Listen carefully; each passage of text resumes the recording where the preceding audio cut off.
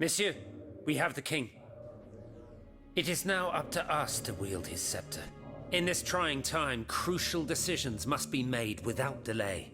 First and foremost, we must take back Paris.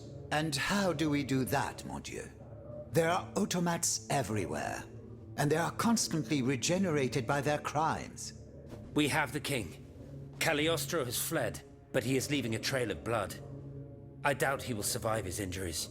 As a result, the automats are left to their own devices, with no one to give them orders and no reinforcements.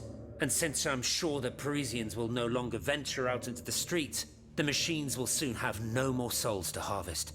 Sooner or later they will no longer be able to move and, par la grâce de Dieu, will become inanimate objects again. It's a matter of days, weeks at most. Mais ensuite, once peace has been restored, what of the kingdom? This is indeed a crucial issue. Leaving the nation without a government would expose it to the greatest danger. Worse, it would condemn it to civil war. Eh bien quoi, monsieur? Can you not govern together? Unfortunately, the disagreements that divide our assembly run far too deep. That which we can agree is that we have been given a chance to choose the person who shall succeed the tyrant. I believe I am the person who is best suited to exercise power. Of course, I will only hold office for as long as it takes to set up a new assembly and a government of the people. For the French will no longer tolerate a king. We can be sure of that. Are you joking?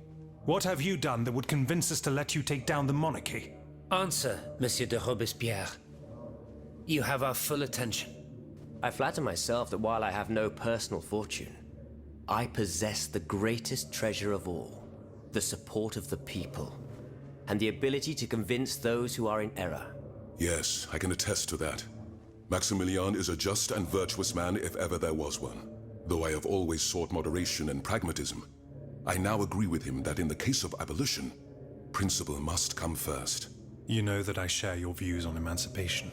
It is astonishing that I am never given credit. Monsieur, I rest my case. Very well. We must now make our decision. I pray that each of us shall respect this decision and set aside our personal interests for the sake of peace and the common good. Who among you approves the appointment of Monsieur Maximilien de Robespierre?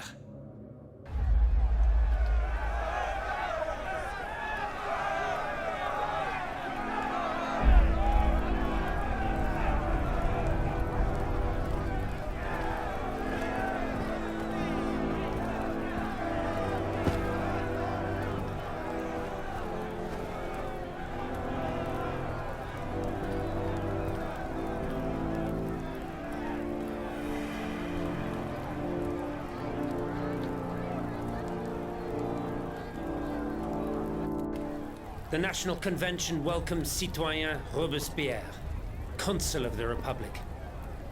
Citoyen Louis de Bourbon, former King of France, in the name of the French people, in light of the innumerable crimes of which you have been found guilty, the members of the National Convention, meeting as an extraordinary court, have voted to sentence you to death. The sentence will be carried out on the hour. Now that justice has been done, the nation is ready to hear your last words.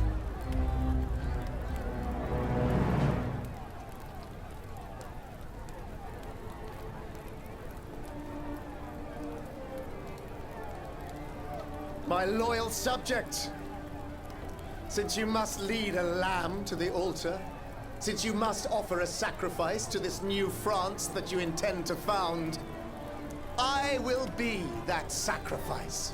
How dreadful this world is, where beauty is doomed to fade and flesh decays. I found no consolation in this world.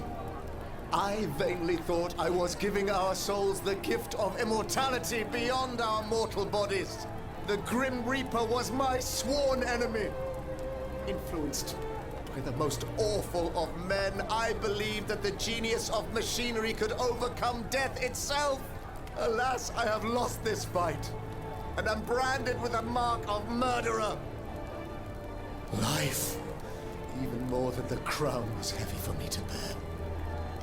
I have suffered too long under the thumb of nature, which I despised. As a child, I saw my older brother die. I lost my father in the prime of his life, and then my mother, who was even younger. My beloved daughter did not live a year. As for my son, the first of my heirs, I unknowingly gave him to drink from a poisoned cup. I mourn the death of these poor souls daily. My death will not unite us, of this I am certain. For I, in my misery, have lost the support of my faith. So, executioner, lay me down on this board, Vatu. I will sleep now. Sleep at last, and not to dream.